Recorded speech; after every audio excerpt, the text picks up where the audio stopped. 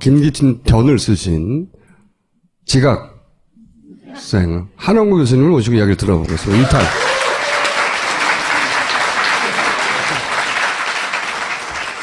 다른 얘기 이어가기 전에 김기춘 전 비서실장이 무엇을 어떻게 지시했냐를 들여다볼 좋은 자료가 하나 김영한 전 민정수석 비망록에 남아있잖아요. 근데 보면 세월호에 대해서 이렇게 얘기해요. 세월호 단식을 하고 있으니까 단식. 국민적 비난이 가해지도록 언론을 지도해라. 이게 8월 23일인데 바로 당일날 김용호 씨 유민 아빠에 대해서 딸을 제대로 돌보지 않았다. 댓글로 시작해요. 처음에. 댓글로. 그러더니 그 다음날부터 진정성 논란이 있다고 막 퍼져나가기 시작합니다. YTN이고 종편 특히 그 조선일보 딸 돌보지 않았다. 응?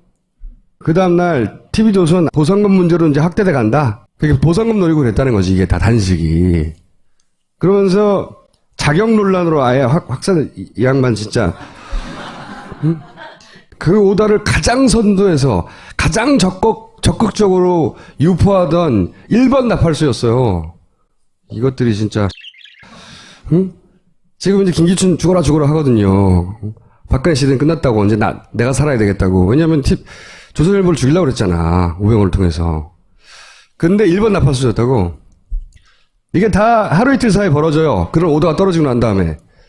그러고 나서 이어서 3일 후에 뭘 하냐면 문재인 단식 안 좋게 본다 64%. 이 갤럽 조사를 만들어서 퍼뜨립니다. 2, 3일 동안 잘 먹혔거든요. 잘 먹혔거든. 그때 나온 문재인도 같이 떠내려가라 이거지. 그리고 그 끝이 일베 폭식인 겁니다. 그 끝이. 이걸로 거의 일단락이 됐어. 이게 이제 김기춘 전 비서실장의 오다로부터 시작된 전방위적인 작전의 끝이라 이거예요. 그러면서 그때 그 메모에 제 눈에 팍 박힌 단어가 뭐냐면 자살방조죄. 제가 이걸 보자마자 이건 진짜 김기춘 적이다. 응? 진짜 악마적이다 이 사람. 이 자살방조죄로 장사를 잘해먹은 사람이에요. 유서대필? 그렇죠. 이 세월호 유민아빠 공작은 강기훈 유서대필 조작 이거의 변주인 거예요. 그때 등장했던 게 이거거든. 자살방조죄.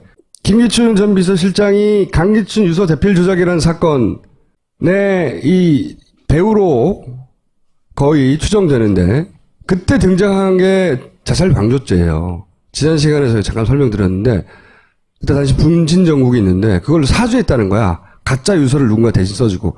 이게 20몇 년 만에 이제 무죄로 판결됐지만 그때 등장의 가살방조죄거든요. 똑같은 짓 하는 거예요. 계속. 악마적이다. 악마라고 할 수는 없고 악마적이에요. 이 사람 진짜.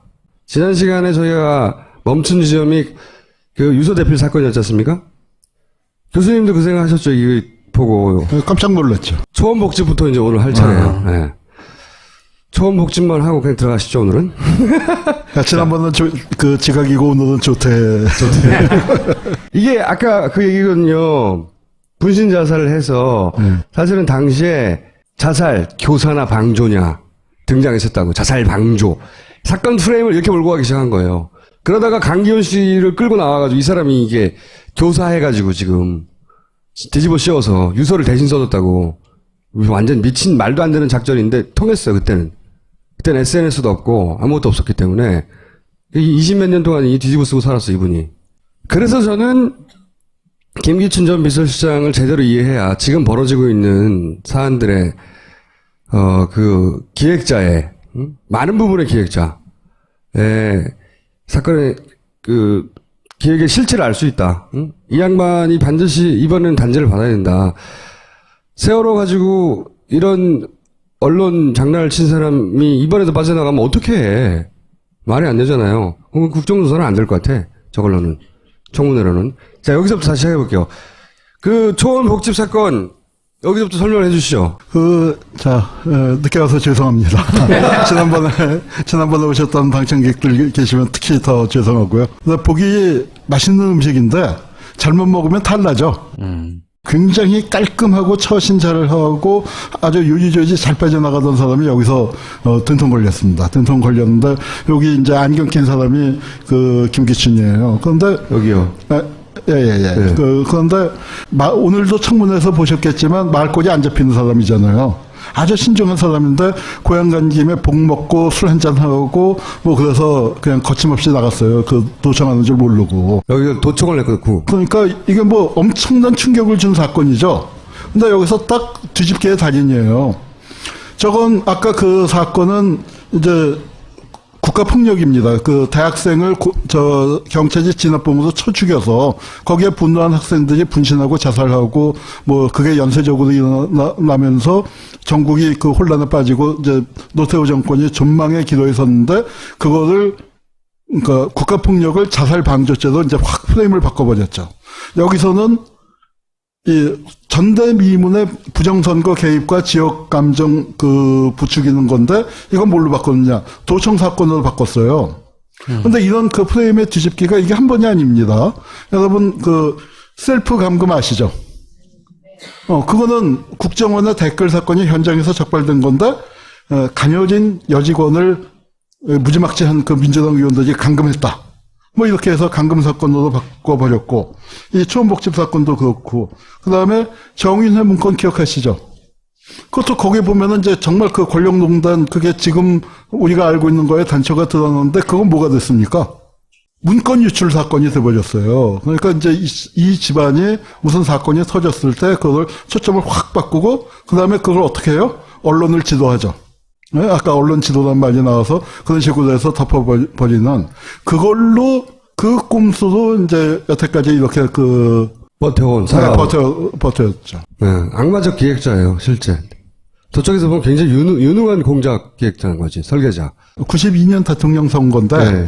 요게 이제 김기춘의 분신정국 유서 대필 사건 때는 법무장관이었어요. 그때 검찰이 이제 총출동해서 이제 그 사건을 마무리 짓고, 그 다음에 이제 대통령 선거가 되니까 뭐 요즘 비슷한 걸로 중립내각이라는 걸 만들면서 선거관리내각. 네, 선거관리내각이 들어오면서 법무장관을 물러났습니다. 그런데 그때 김기춘 입장에서는 다음번에 이제 검찰총장하고 법무장관 했으면 어디로 가고 싶었을까요? 둘 중에 하나였을 거예요. 안기부장을 가든지 총리를 가든지. 그런데 자기 포지션이 자기가 충분히 그럴 자격이 있다고 스스로 생각한 게 거제도 아닙니까? 김영삼하고 같은 고향의 고등학교도 같아요. 경남고등학교. 그러니까 김영삼 정권에서 딱 그런 인맥으로도 있는데 그래도 그런 자리에 또 노리는 사람들이 있으니까 뭔가 하나 확실하게 공을 세워야 할 거 아닙니까? 그래서 부산에서 이제 그 김영삼의 몰표가 나오도록 공작을 해야 하는데 우리나라 지역 감정이 심하기 때문에 부산에서 원래 몰표가 나오게 돼 있지만 이런 게 있죠. 가령 광주에서 김대중이 표를 얻을 때 또 대구에서 노태우가 표를 얻을 때하고 부산에서 김영삼 표를 보면은 김영삼이 늘 적게 나와요. 그럼 왜 그러냐면은 부산 사람이 김영삼을 들찍은 게 아니라 부산이 도시가 크고 공장도 많다 보니까 타지인이 많단 말이에요. 광주 사람도 전라도 사람도 많이 가 있고 뭐 충청도 사람도 가 있고 하니까 김영삼 득표율이 좀 적은데 그 득표율을 이제 많이 끌어올리고 그거 내가 했어. 하고 이렇게 이제 공작을 하려고 하다가 이제 이게 이렇게 사진 찍히는 바람에 아주 일생일대의 위기를 맞게 되는 이게 겁니다. 소위 말하는 3당 합당 때거든요. 3당 합당. 그래서 TK가 PK를 이제 포섭하는 그때였는데 사투리, 경상도 사투리 같이 쓰는 우리가 뭐 남이가 이러면서 당시만 하더라도 부산이 이제 그 김영삼한테 몰표가 나오나 그렇지 않은 야도에 가까운 성격의 도시였는데 이때부터 몰표가 나오는데 그때 그런 공작을 기획하는 회의에 참석했다가 딱 잡힌 거예요. 정주영 쪽에서 정몽준 했던가요, 이게? 정몽준 밑에 사람들이 한 겁니다. 정몽준 라인에서 아버지가 이제 대통령 선거 나가니까 이거를 도청을 해가지고 사진을 찍고 이제 큰일 났다 했는데 바로 뒤집혔죠, 다음날. 도청이 더 나쁘다고. 조선일보가 가장 크게 때렸어요. 도청이 더 나쁘다고. 그 독수독과 이론하고 비슷한 거죠. 네. 예전에 삼성 나왔을 때도 부정한 방식으로 증거가 될 수 없다 뭐 이런 식의. 그래서 노회찬이 큰 고생한 것처럼. 자, 이 사건이 딱 벌어졌어요. 그래서 딱 잡혔어. 소리도 다 녹음되고 사진도 다 찍히고 딱 잡혔어요. 지금도 남아있는 초원복국지. 네, 아주 유서 깊은 곳입니다. 한번 가보세요. 즉석이 빠졌네, 즉석. 이래가지고 처음에는 막 충격적이었거든요. 들킨 거예요. 그렇게 하겠거니 했던 게 너무나 생생하게 들킨 거지. 한겨레 신문 같네요. 네, 한겨레 신문 맞습니다. 왜냐하면 충격 이런 단어를 그때는 안 썼어요. 다른 매체들은.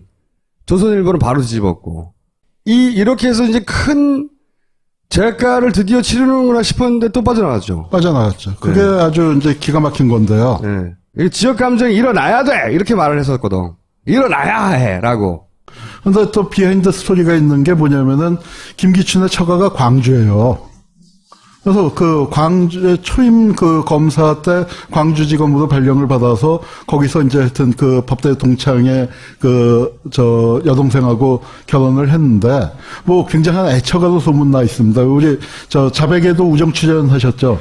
그 부인이. 그래서 이제 마이크 드리는데도 가만히 기품 있게 그 앉아 계신 그 분이 그 광주 분인데 개인적으로는 광주의 처가를 두고 애처가로 소문난 분이 우리 역사에서 최악의 이 지역 감정을 부추긴 걸 보고 참, 야, 정치라는 게 참 무섭구나. 정치가 무섭기 이전 이 사람이 악마죠. 네, 진짜. 이 양반이 이제 실제 기소가 되긴 됐죠. 기소가 됐는데, 네. 불구속 기소가 됐는데, 이제 이거를, 그러니까 검찰이 법을 갖고 장난을 치는데요. 그러니까 뭐냐면은 우리가 이제 이번에도 그러니까 그 사건이 터졌을 때 무슨 죄를 적용하느냐를 잘 봐야 됩니다. 뭐 이번에 직권남용죄 적용했는데 저거 헌재 가서 들 수 있을지 없을지 모르겠다. 특검에서는 뇌물죄를 적용하겠다. 이제 이렇게 나오고 있는 것처럼 여기서는 이제 이 사건을 김기춘이 이제 된통 걸렸기 때문에 어떻게 하기는 하는데 뭐냐면은 봐주기도 마음먹고 수사를 한 겁니다. 뭐, 다른 얘기지만, 우리 돌아가신 신영복 선생님이 그런 말씀을 하신 적이 있어요. 자기가, 이제, 사형을 구형받았단 말이에요. 그런데 군 법무관이 툭 치면서 너무 걱정하지 말라고 그러더래요. 사형을 구형해 놓고서. 그래서 이게 무슨 얘기야 했더니, 법을 엉터리로 일부러 적용을 해갖고, 대법원 가서 무죄가 나도록, 파기환송 나도록 일부러 적용을 했는데, 그러면서 너무 걱정하지 말라 했는데, 여기서도 보면은 빠져나갈 군역을 다 준 겁니다. 우선, 딴 사람들은 다 빠져나가게 해줬어요. 딴 사람들은, 왜냐하면은 저거를 기관장 모임인데, 관계기관 대책회의에서, 야, 검찰청에 모여라, 뭐, 도청에 모여라, 시청에 모여라, 그렇게 한 건 아니잖아요. 복집에서 모였잖아요, 복집에서. 그러니까 저거 어디까지나 사적인 모임이다. 사적인 모임이다로 만들어 놓고 저 모임에 참가한 다른 기관장들은 김기춘이가 불러서 가서 김기춘이 하는 얘기 그냥 들은 거니까 저거는 죄가 안 된다 해서 다른 사람 다 빼놓고 김기춘만 또 그다음에 여러 제목을 걸 수 있는데 그중에서 하나로 선거법에서 뭘 걸었냐면은 지금은 이제 그 선거운동을 누구나 할 수 있는데 그때는 선거운동원으로 등록을 해야만 선거를 할 수가 있었어요. 선거운동을 할 수가 있었는데 김기춘은 그 장관 지낸 사람이니까 선거운동원으로 등록을 안 했단 말이에요. 그런데 김영삼을 지지하는 운동을 하려고 했으니까 그게 위법이다. 우리가 생각할 땐 김기춘이 지역 감정을 조장하고 다른 걸로 거는 게 마땅할 텐데 그걸로 걸었어요. 그래서 그걸로 불구속 기소를 했더니 김기춘이 뭘 했냐면 이제 정말로 그 법을 아는 사람들이 법을 갖고 장난치는 게 이렇다는 겁니다. 그걸로 헌법소원을 냈어요. 자기가 검찰총장하고 자기가 법무장관 할 때는 그 법으로 숱하게 사람들 집어넣었으면서 자기가 걸리니까 이 법 잘못됐어 하고 헌법소원을 냈고 헌법소원을 내서 헌법재판소에서 잘못됐네. 국민들의 정치적 자유를 과도하게 침해하는 거네. 그래갖고 그거를 위헌 판결을 내니까 이건 뭐 자연히 공소기각인가 각한가 뭐 하여튼 그렇게 돼서 김기춘이가 그걸로 빠져나갔는데 그렇게 이제 정말 잘 짜여진 각본들 겉에서 볼 때는 기소됐으니까 그래도 김기춘이 하나는 기소하나 보다라고 했는데 그렇게 된 거예요. 자, 그 사건을 누가 처리했을까요? 그때 부장검사가 여러분 잘 아는 사람이에요. 김기춘 씨가 은혜를 한 번 입으면 잘 갚는 사람입니다. 그래서 어떻게 됐냐. 그 사람이 부장검사가 박근혜 정권의 첫 총리 정홍원이에요. 그럼 그 주임검사는 누구였을까요? 담당검사는. 최동욱 자르고, 네. 그 다음에 검찰총장 임명한 사람이 김진태예요. 김진태. 그 촛불 김진태하고 다른 사람입니다. 네. 촛불 김진태보다는 그래도 훨씬 나은 사람인데 50으로 넘어올 때 그때 허평이한테 신세지니까 50 청산할 때 50 실세를 다 구속시켰는데 허평만 빼줬어요. 허평만 빼줬는데 이번에 이제 그러니까 은혜를 자기가 큰 권력을 잡고서는 한 명은 총리, 한 명은 검찰총장 그렇게 이제 앉혀줬죠. 이게 뭐냐면은 우리나라 공안 세력이 서로 돕고 상부상조하면서 이렇게 살아가고 있습니다. 지금도 살아남아 있는 거예요, 이 세력이. 근데 이 양반은 검찰 내에만 세력이 있는 게 아니에요. 생각해보면 국정원 오비예요. 실제로. 거기도 라인이 있을 거란 말이지. 대공수사국장을 오래 했잖아요. 그러니까요. 예. 예? 국정원에도 라인이 있고 검찰에도 라인이 있는 거예요. 그러니까 공작을 하기에 왔다는 거 왔다. 이 사람만 살아있는 게 아니고 그때 그 기관장 회의에 참여했던 사람들 중에 그 정경식이라는 사람은 나중에 검찰총장인가 검찰총장이 아니고 헌법재판소 재판관이 됐습니다. 검찰 몫으로 헌법재판소 재판관이 됐고, 그 다음에 그 박일용이라고 부산 그 경찰국장이죠. 그 사람은 뭐가 됐냐면은 안기부 차장이 돼갖고, 아마 기억나십니까? 총풍, 북풍, 안풍 하는 그 사건들에 보면 이제 주역으로 등장을 해요. 그러니까 이제 그렇게 서로 그 세력들이, 김영삼 입장에서는 성사되지 못했지만 니들 고생했다 애썼다 해갖고 또 그렇게 다 등용을 해주는 겁니다. 그래서 불구속 기소가 됐는데 거꾸로 도청한 사람들이 처벌을 받죠. 도청한 사람들이 처벌을 받고 기관장은 저는 무혐의 처리가 되고 얘기한 대로. 그리고 그때 참석했던 사람들은 말씀하셨다시피 출세를 했고 그 이후로도 소위 7인이 뭐니 하는 그 사람들뿐만 아니라 그 라인들이 다 살아있는 거예요. 우리나라에서는 한 번도 처벌받은 적이 없는 거예요. 이 사람들은 제대로. 그러니까 무섭지 않지. 언제든 뒤집을 수 있다고 생각하지. 그러니까 탄핵도 또 사람 버려 뒤집으려고 하는 거지. 그러다가 세상이 좀 바뀌어가지고 그나마 SNS도 있고 트위터도 있고 기타 등등의 방식으로 뽀록나기 시작하는 거잖아요. 그래서 조금 깨갱하고 있는 거지. 이 양반은 틀림없이 헌재까지 가서 마지막 순간에 뒤집는다는 목표를 포기하지 않을 거예요, 절대로. 천복제 복국 동창생 같은 사람들을 헌법재판소 재판관으로 앉혀놨잖아요. 정경식 씨가 이미 은퇴를 했지만 그런 사람들이 가서 앉아 있는 겁니다. 그러니까 헌재에 가도 어찌 될지 몰라 하는 그런 믿음이 있는 거죠. 지금도 저는 마찬가지일 거라고 봐요. 헌재 재판관들이 기본적으로 박근혜 정부에서 임명한 사람들 이 다수거든요.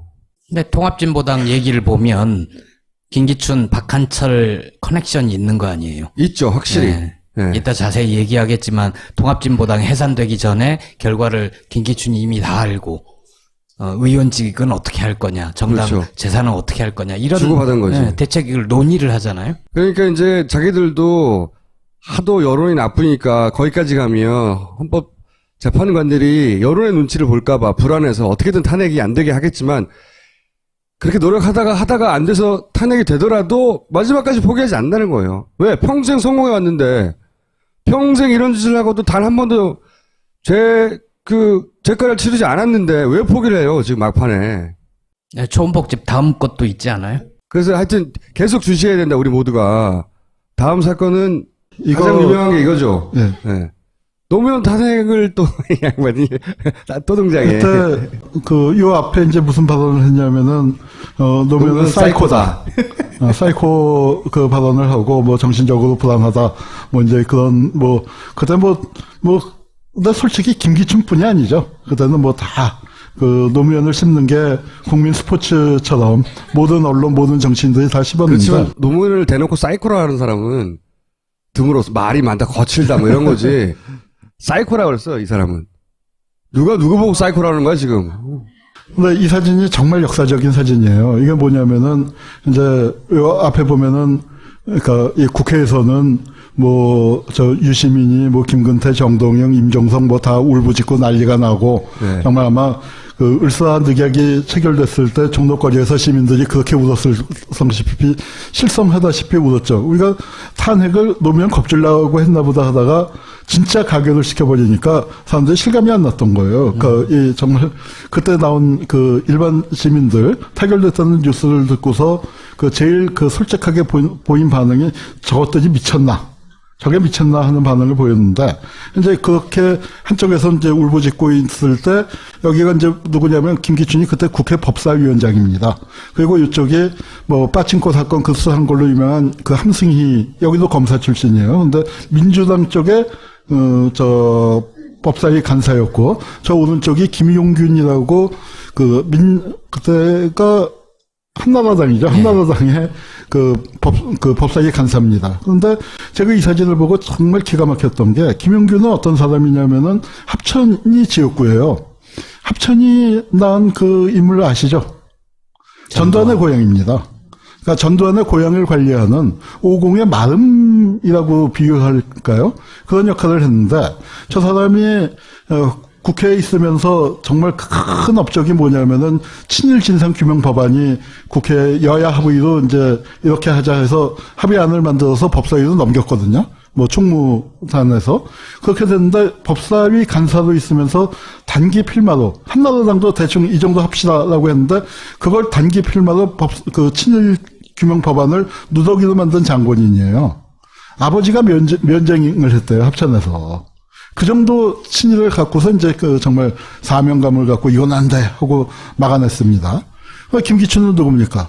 유신헌법을 만들었고 그 다음에 그 유신 시절에 조작간첩의 그 공장장 역할을 했고 그리고 초음복집 사건, 지역감, 최악의 지역감정을 부추겼고, 그 다음에, 저 검찰총장 할 때는, 뭡니까, 그, 공안정국, 범죄와의 전쟁, 뭐, 이제 이런 것들을 그 주도했던 사람이에요. 대통령을 자른다는 건, 탄핵한다는 건, 절차민주주의가 갈 때까지 가야만 할 수 있는 거 아닙니까? 대통령 탄핵할 정도의 이 절차민주주의가 발전해 있는 나라가 많지 않습니다. 유신 시대에는요, 정일형 의원이라고 정대철 씨 아버지죠. 그분이 그 당시에 국회에서 최고령 최다선 의원이었는데, 이 얘기했다 국회에서 개처럼 끌려나갔어요. 고향 땅인 고향 땅 선산에서 쟁기질하고 있는 전직 대통령의 모습은 자라나는 청소년들에게 귀감이 될 것입니다. 뭐가 잘못됐습니까? 우리 노무현 대통령 봉화에서 농사 짓고 그럴 때 사람들 관광객들이 가서 얼마나 좋아하고들 그랬었습니까? 근데 이런 얘기한 게, 왜냐하면 박정희는 종신 대통령이 돼야 하는데 전직 대통령이라는 표현을 썼다고 개처럼 끌려나가는데, 이젠 대통령을 자를 수 있게 됐으니까 참 발전을 했는데, 이 사람들이 과연 그럴 자격이 있느냐 이거죠. 우리가 민주화가 되긴 됐어요. 민주주의, 절차적 민주주의가 발전하긴 했는데, 문제는 뭐냐면 과거 청산을 안 했단 말이에요. 이건 뭐냐면 과거 청산 없는 민주화가 가져온 민주주의 그 자체의 절대절명의 위기였습니다. 룰로 달라 이걸 내놨는데 이걸 막아낸 사람들이 누굽니까? 바로 여러분들 우리 시민들이 거리에 몰려나와서 탄핵을 막은 거죠. 좀 아이러니가 그때는 시민들이 거리에 나와서 탄핵을 막았고 이번에는 시민들이 거리에 나와서 탄핵을 시키려고 하는 거예요. 네. 근데 생각해보세요. 그때 이 양반이 서류 접수한 사람이에요. 몰랐죠? 검사 역할을 한 거죠. 네. 이 사람이 서류를 접수한 당사자예요, 당시에 탄핵. 막 국회에서 난리치고 있을 때 우리는 그 난리치는 장면만 봤잖아요. 당사자고 이번에는 거꾸로 국민들이 탄핵을 시키려고 하는데 뒤에서 막고 있는 자예요, 이자가. 그때 김기춘이 명언을 남겼습니다. 인터뷰를 했는데 아마 요새 SBS나 그런 데서 이제 몇 번 틀어주기도 한 것 같아요. 뭐라고 했냐면은 대통령 탄핵은 어찌됐든 불행한 일이다. 그리고 내 인생에 다시는 대통령 탄핵을 볼 일이 없을 것이다. 지금 이제 탄핵의 주역으로 지금 공직에 있지 않지만 역사에서의 이제 탄핵, 역사적인 처벌, 역사적인 처벌만이 아니죠. 사법적인 처벌을 이제 받아야 할 그 단계에 놓였습니다. 그거를 결사적으로 막는 사람이 이 사람입니다, 지금. 제가 추정컨대. 이 일조를 비롯하여 각종 막기 위해 벌어지고 있는 모든 노력들에 뒷배가 저는 이 양반이라고 혼자 추정하는 바입니다. 이 양반도 반드시 같이 탄핵돼야 한다는 거죠. 이거 못하면 너무 부끄러운 거예요. 적어도 세월호 아이들한테도 미안한 거예요. 아빠가 단식하는데 이 사람이 어떻게 했어? 뜬 거거든, 진짜. 라디오 하면서 욕하고 싶어서 어떡해요? 나도 이제 미치겠어, 생방송 하다가.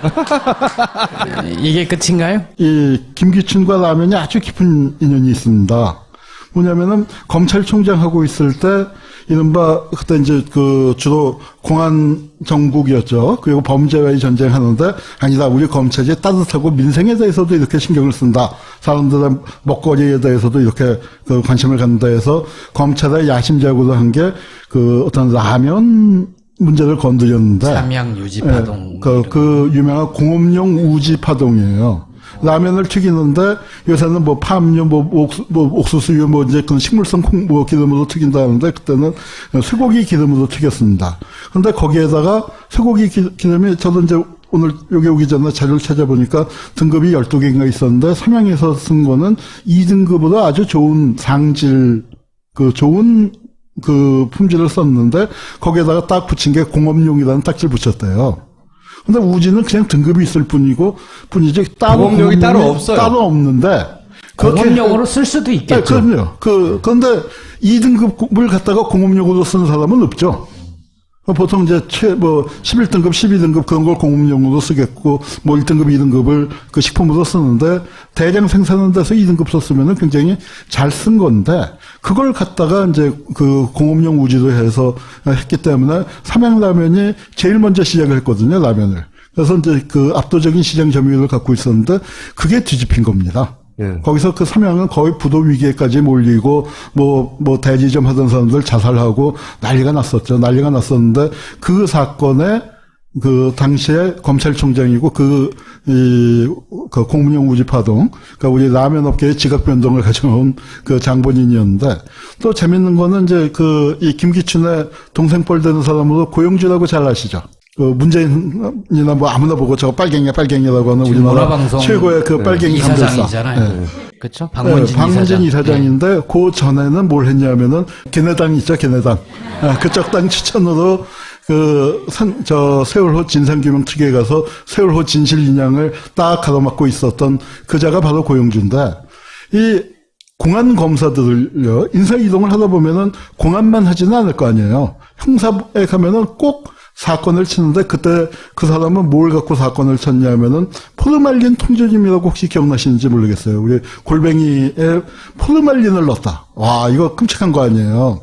이게 괴물 영화에 나오는 게 그 포르말린입니다. 그거 먹고 이제 한강에서 괴물이 나왔다는 건데 그 포르말린을 통조림에다가 넣었다 해서 방부제 비슷하게 넣었다 해서 이제 문제가 아주 커졌었는데 나중에 생물학자, 화학자들이 하는 얘기가 뭐냐면은 자연 상태에서 독성이 없는 포르말린이 생길 수가 있다는 거예요, 통조림에. 그런데 그걸 갖다가 무슨 이제 엄청난 것처럼 이제 터뜨렸는데 이게 아마 공안통에 있는 사람들이 그런 중병이 있나 봐요. 뭔가 사건을 만들어야 하는. 여기가 미스터 법질을 써야 미스터 클린이거든요. 나는 돈 문제도 깨끗해. 이제 이렇게 했는데 이 라면의 슬픈 역사. 라면의 흑역사를 보면서, 그러니까 돈 문제도 김기춘 이거 좀 파봐야 하지 않을까 그런 생각해봤습니다. 그때 검찰총장으로서 관여한 바가 있지 않나는 추정을 하시는 거예요? 아니, 검찰총장으로서 자기가 업적 중에 하나로 꼽았죠.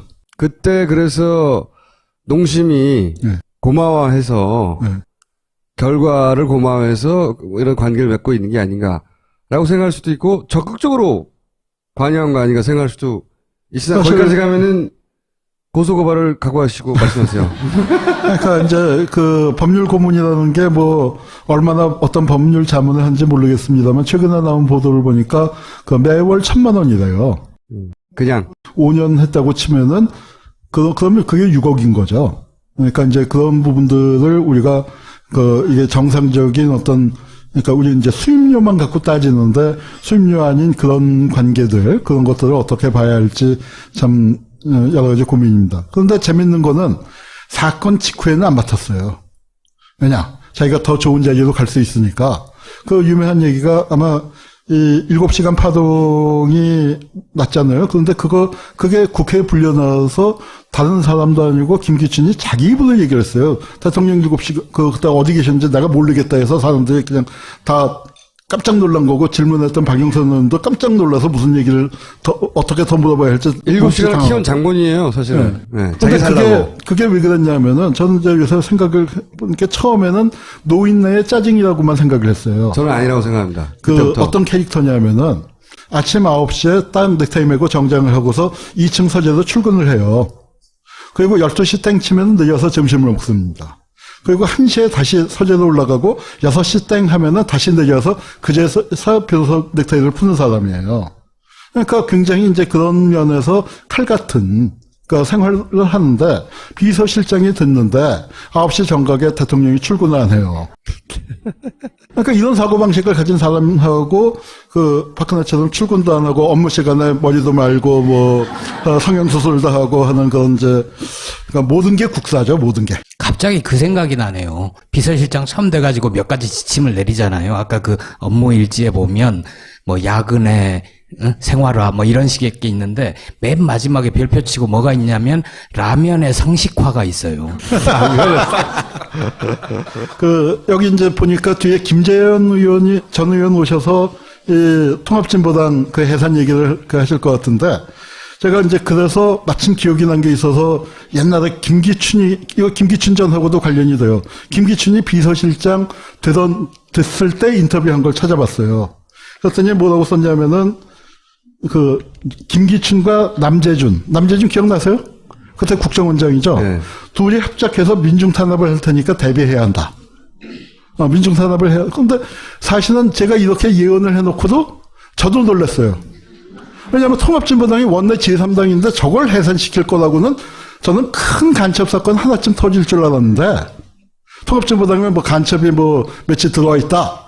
뭐 그 국회의원 하나쯤 포함해서 그 정도 사건 터질 줄 알았는데 당을 깨버릴 줄은 몰랐습니다. 그 다음에 또 제가 이런 얘기를 했네요. 제가 봐도 신기해요. 우리가 드디어 박정희 신드롬을 박근혜에 대한 환멸과 함께 묻어버리게 될 것 같다.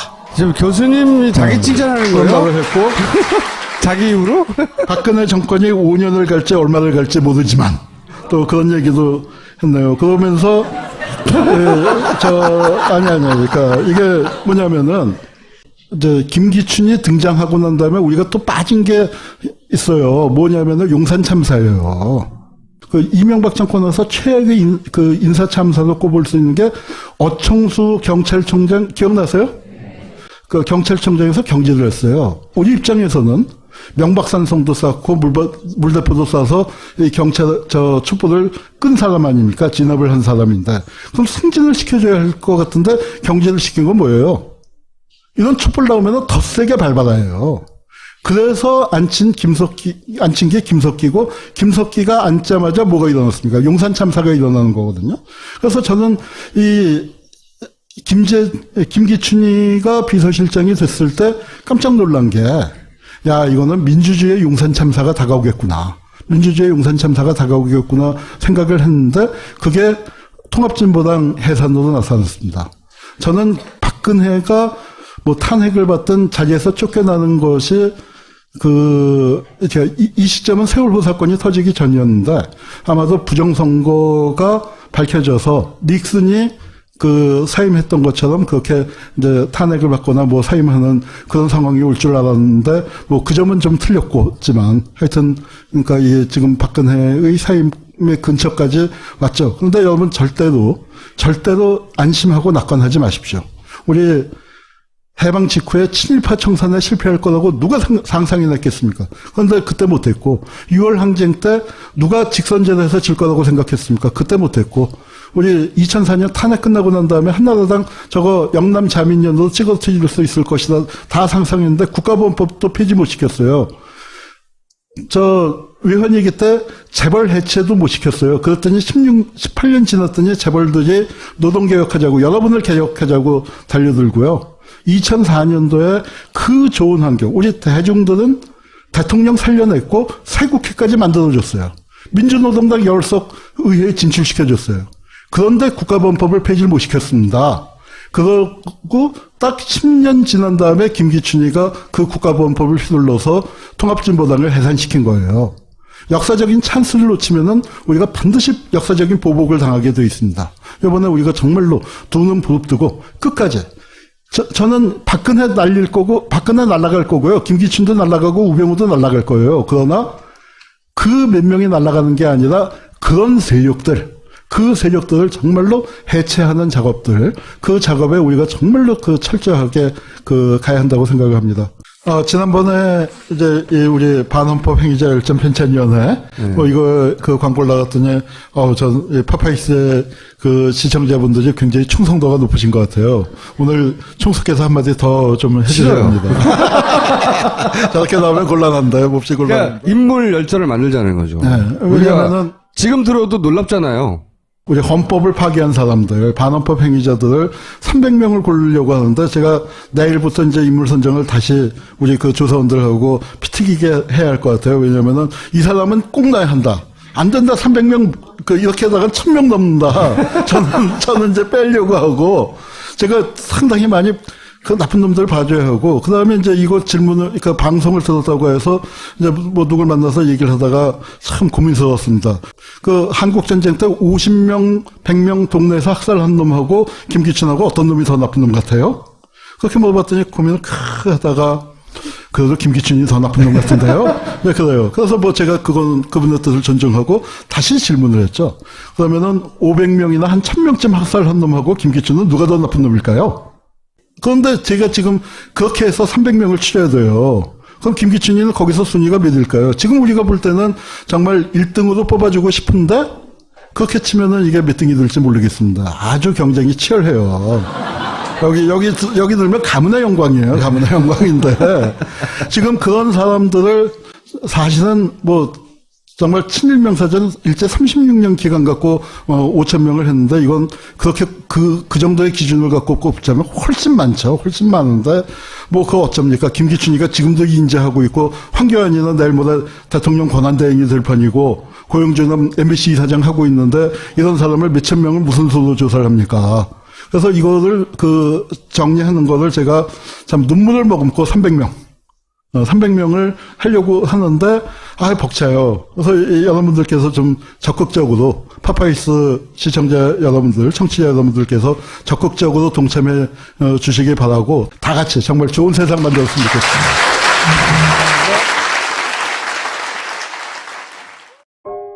우리는 생각했습니다. 실외는 가까운 곳에 있다고. 우리가 파는 것은 음료 몇 잔일지 모르지만 거기에 담겨있는 것이 정직함이라면 세상은 보다 건강해질 것입니다. 그래서 아낌없이 담았습니다.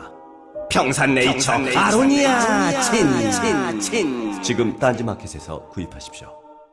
신발 안에 숨어 발의 편안함을 돕는 자, 발바닥 전체에 영향력을 행사하며 숨쉬는 이중 아치 구조 실리콘 돌기. 깔창 하나로 내가 가진 모든 신발에 미치는 파급력. 실리콘 소재의 내구성과 긴 수명, 변하지 않고 오래도록 당신의 발을 지켜줄 내 발바닥의 필선 실세 필바운드 깔창, 딴지마켓에 있습니다. 부추기는 건데 이건 뭘로 바꿨느냐? 도청 사건으로 바꿨어요. 근데 이런 프레임의 뒤집기가 이게 한 번이 아닙니다. 여러분 셀프 감금 아시죠? 그거는 국정원의 댓글 사건이 현장에서 적발된 건데 간여진 여직원을 무지막지한 민주당 의원들이 감금했다. 뭐 이렇게 해서 감금 사건으로 바꿔버렸고, 이 초원복집 사건도 그렇고, 그 다음에 정인회 문건 기억하시죠? 그것도 거기 보면은 이제 정말 권력농단, 그게 지금 우리가 알고 있는 거에 단초가 드러났는데, 그건 뭐가 됐습니까? 문건 유출 사건이 돼버렸어요. 그러니까 이제 이 집안이 무슨 사건이 터졌을 때, 그걸 초점을 확 바꾸고, 그 다음에 그걸 어떻게 해요? 언론을 지도하죠. 네? 아까 언론 지도란 말이 나와서 그런 식으로 해서 덮어버리는, 그걸로 그 꼼수로 이제 여태까지 이렇게 버텨온 사람. 버텼죠. 네, 악마적 기획자예요, 실제. 저쪽에서 보면 굉장히 유능한 공작 기획자인 거지, 설계자. 92년 대통령 선거인데, 네. 여기 이제 뭐냐면 김기춘의 분신정국 유서 대필 사건 때는 법무장관이었어요. 그때 검찰이 이제 총출동해서 이제 그 사건을 마무리 짓고, 그 다음에 이제 대통령 선거가 되니까 뭐 요즘 비슷한 걸로 중립내각이라는 걸 만들면서 선거관리내각. 네, 선거관리내각이 들어오면서 법무장관을 물러났습니다. 그런데 그때 김기춘 입장에서는 다음번에 이제 검찰총장하고 법무장관 했으면 어디로 가고 싶었을까요? 둘 중에 하나였을 거예요. 안기부장을 가든지 총리를 가든지. 그런데 자기 포지션이 자기가 충분히 그럴 자격이 있다고 스스로 생각한 게 거제도 아닙니까? 김영삼하고 같은 고향의 고등학교도 같아요. 경남고등학교. 그러니까 김영삼 정권에서 딱 그런 인맥으로도 있는데 그래도 그런 자리에 또 노리는 사람들이 있으니까 뭔가 하나 확실하게 공을 세워야 할 거 아닙니까? 그래서 부산에서 이제 그 김영삼의 몰표가 나오도록 공작을 해야 하는데 우리나라 지역 감정이 심하기 때문에 부산에서 원래 몰표가 나오게 돼 있지만 이런 게 있죠. 가령 광주에서 김대중이 표를 얻을 때 그 또 대구에서 노태우가 표를 얻을 때하고 부산에서 김영삼 표를 보면은 김영삼이 늘 적게 나와요. 그러니까 왜 그러냐면은 부산 사람이 김영삼을 들찍인 게 아니라 부산이 도시가 크고 공장도 많다 보니까 타지인이 많단 말이에요. 광주 사람도 전라도 사람도 많이 가 있고 뭐 충청도 사람도 가 있고 하니까 김영삼 득표율이 좀 적은데 그 득표율을 이제 많이 끌어올리고 그거 내가 했어. 하고 이렇게 이제 공작을 하려고 하다가 이제 이게 이렇게 사진 찍히는 바람에 아주 일생일대의 위기를 맞게 되는 이게 겁니다. 소위 말하는 3당 합당 때거든요. 3당 합당. 그래서 TK가 PK를 이제 포섭하는 그때였는데 사투리, 경상도 사투리 같이 쓰는 우리가 뭐 남이가 이러면서 당시만 하더라도 부산이 이제 이미 그런 말씀하신 적이 있어요. 자기가 그 이제 이 사형을 구형받았단 말이에요. 그런데 군 법무관이 툭 치면서 너무 걱정하지 말라고 그러더래요. 사형을 구형해 놓고서.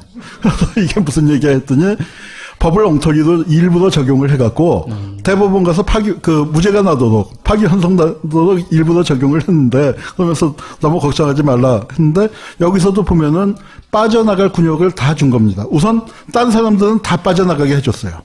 딴 사람들은 왜냐하면은 저거를 기관장 모임인데 관계기관 대책회의에서 야 검찰청에 모여라 뭐 도청에 모여라 시청에 모여라 그렇게 한 건 아니잖아요. 복집에서 모였잖아요. 복집에서. 그러니까 저건 어디까지나 사적인 모임이다.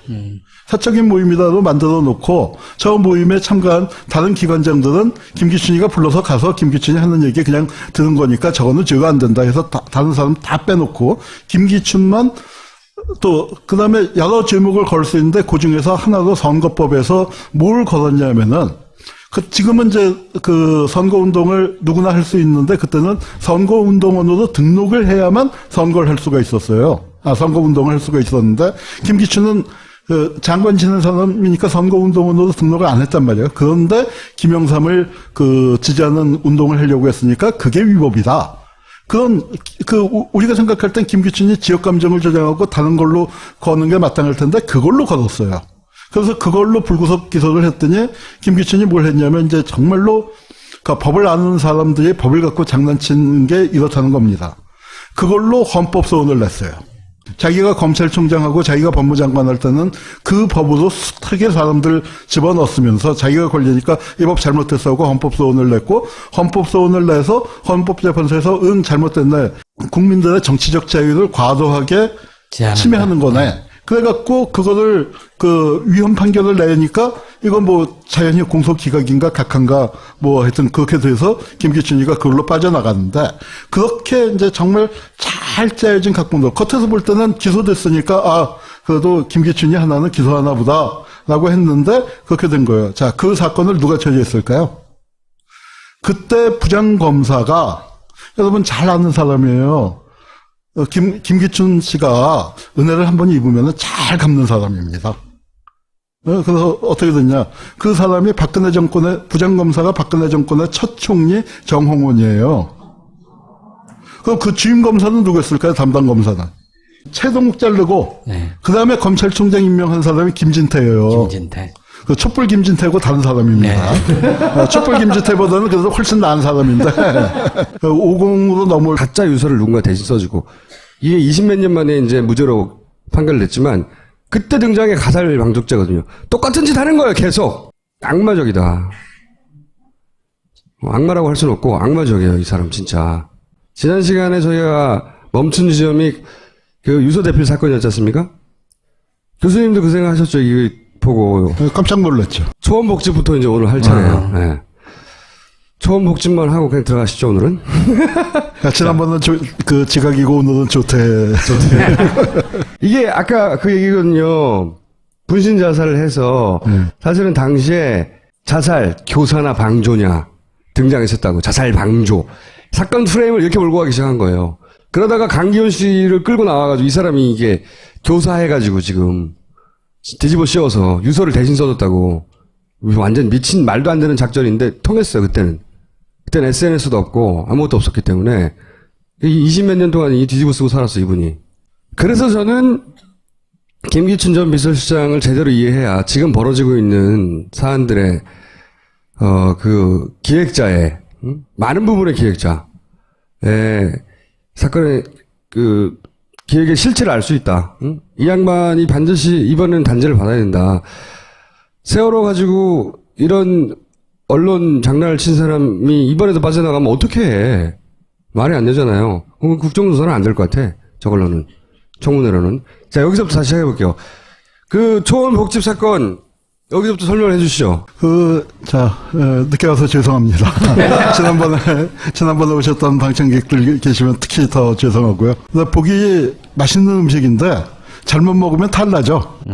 굉장히 깔끔하고 처신 잘 하고 아주 유유조지 잘 빠져나가던 사람이 여기서 된통 걸렸습니다. 된통 걸렸는데 여기 이제 안경 낀 사람이 그 김기춘이에요. 그런데 여기요.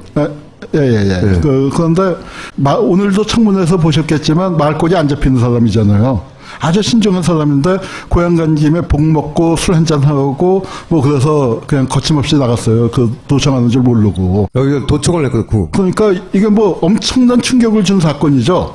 근데 여기서 딱 뒤집개의 달인이에요.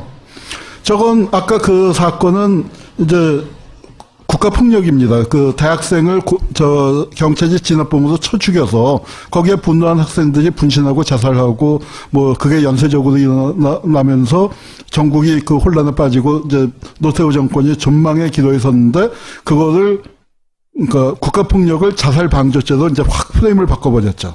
여기서는 이 전대미문의 부정선거 개입과 지역 감정 그 김영삼한테 몰표가 나오나 그렇지 않은 야도에 가까운 성격의 도시였는데 이때부터 몰표가 나오는데 그때 그런 공작을 기획하는 회의에 참석했다가 딱 잡힌 거예요. 정주영 쪽에서 정몽준 했던가요, 이게? 정몽준 밑에 사람들이 한 겁니다. 정몽준 라인에서 아버지가 이제 대통령 선거 나가니까 이거를 도청을 해가지고 사진을 찍고 이제 큰일 났다 했는데 바로 뒤집혔죠, 다음날. 도청이 더 나쁘다고. 조선일보가 가장 크게 때렸어요. 도청이 더 나쁘다고. 그 독수독과 이론하고 비슷한 거죠. 네. 예전에 삼성 나왔을 때도 부정한 방식으로 증거가 될 수 없다 뭐 이런 식의. 그래서 노회찬이 큰 고생한 것처럼. 자, 이 사건이 딱 벌어졌어요. 그래서 딱 잡혔어. 소리도 다 녹음되고 사진도 다 찍히고 딱 잡혔어요. 지금도 남아있는 초원복국지. 네, 아주 유서 깊은 곳입니다. 한번 가보세요. 즉석이 빠졌네, 즉석. 이래가지고 처음에는 막 충격적이었거든요. 들킨 거예요. 그렇게 하겠거니 했던 게 너무나 생생하게 들킨 거지. 한겨레 신문 같네요. 네, 한겨레 신문 맞습니다. 왜냐하면 충격 이런 단어를 그때는 안 썼어요. 다른 매체들은. 조선일보는 바로 뒤집었고. 이렇게 해서 이제 큰 재가를 드디어 치르는구나 싶었는데 또 빠져나갔죠. 빠져나갔죠. 그게 네. 아주 이제 기가 막힌 건데요. 네. 이 지역 감정이 일어나야 돼! 이렇게 말을 했었거든. 일어나야 해! 라고. 근데 또 비하인드 스토리가 있는 게 뭐냐면은 김기춘의 처가가 광주예요. 그래서 그 광주의 초임 그 검사 때 광주지검으로 발령을 받아서 거기서 이제 하여튼 그 법대 동창의 그 여동생하고 결혼을 했는데 뭐 굉장한 애처가로 소문나 있습니다. 우리 자백에도 우정 출연하셨죠. 그 부인이. 그래서 이제 마이크 드리는데도 가만히 기품 있게 그 앉아 계신 그분이 그 광주 분인데 개인적으로는 광주의 처가를 두고 애처가로 소문난 분이 우리 역사에서 최악의 이 지역 감정을 부추긴 걸 보고 참, 야, 정치라는 게 참 무섭구나. 정치가 무섭기 이전 이 사람이 악마죠. 네, 진짜. 이 양반이 이제 실제 기소가 되긴 됐죠. 기소가 됐는데, 네. 불구속 기소가 됐는데, 이제 이거를, 그러니까 검찰이 법을 갖고 장난을 치는데요. 그러니까 뭐냐면은 우리가 이제 이번에도 그러니까 그 사건이 터졌을 때 무슨 죄를 적용하느냐를 잘 봐야 됩니다. 뭐 이번에 직권남용죄 적용했는데 저거 헌재 가서 들 수 있을지 없을지 모르겠다. 특검에서는 뇌물죄를 적용하겠다. 이제 이렇게 나오고 있는 것처럼 여기서는 이제 이 사건을 김기춘이 이제 된통 걸렸기 때문에 어떻게 하기는 하는데 뭐냐면은 봐주기도 마음먹고 수사를 한 겁니다. 뭐 다른 얘기지만 우리 돌아가신 신영복 선생님 김기춘 변을 쓰신 지각생 한원구 교수님을 모시고 이야기를 들어보겠습니다. 일단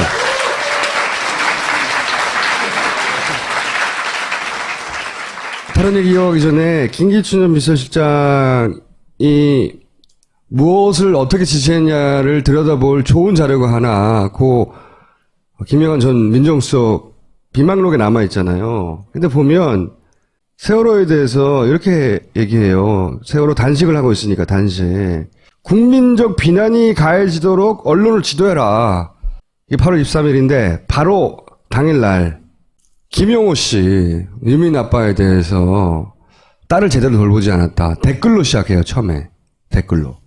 그러더니 그 다음날부터 진정성 논란이 있다고 막 퍼져나가기 시작합니다. YTN이가 종편 특히 그 조선일보 딸 돌보지 않았다. 응? 그 다음날 TV조선 보상금 문제로 이제 학대돼 간다. 그게 보상금 노리고 그랬다는 거지. 이게 다 단식이. 그러면서 자격 논란으로 아예 확산 이 양반 진짜.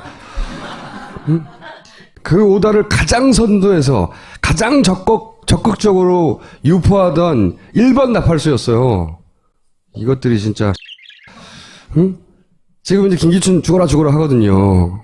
박근혜 시대는 끝났다고. 이제 내가 살아야 되겠다고. 왜냐면 조선일보를 죽이려고 그랬잖아. 우병우를 통해서. 근데 1번 나팔수였다고. 이게 다 하루 이틀 사이에 벌어져요. 그런 오다가 떨어지고 난 다음에. 그러고 나서 이어서 3일 후에 뭘 하냐면 문재인 단식 안 좋게 본다 64%. 이 갤럽 조사를 만들어서 퍼뜨립니다. 2, 3일 동안 잘 먹혔거든요. 잘 먹혔거든. 그때 나온 문재인도 같이 떠내려가라 이거지. 그리고 그 끝이 일베 폭식인 겁니다. 그 끝이. 이걸로 거의 일단락이 됐어. 이게 이제 김기춘 전 비서실장의 오다로부터 시작된 전방위적인 작전의 끝이라 이거예요. 그러면서 그때 그 메모에 제 눈에 팍 박힌 단어가 뭐냐면 자살방조죄. 제가 이걸 보자마자 이건 진짜 김기춘 적이다. 응? 진짜 악마적이다 이 사람. 이 자살방조죄로 장사를 잘해먹은 사람이에요. 유서대필? 그렇죠. 이 세월호 유민아빠 공작은 강기훈 유서대필 조작 이거의 변주인 거예요. 그때 등장했던 게 이거거든. 자살방조죄. 김기춘 전 비서실장이 강기춘 유서대필 조작이라는 사건에 이 배우로 거의 추정되는데 그때 등장한 게 자살방조죄예요. 지난 시간에 저희 잠깐 설명드렸는데 그때 당시 분진정국이 있는데 그걸 사주했다는 거야.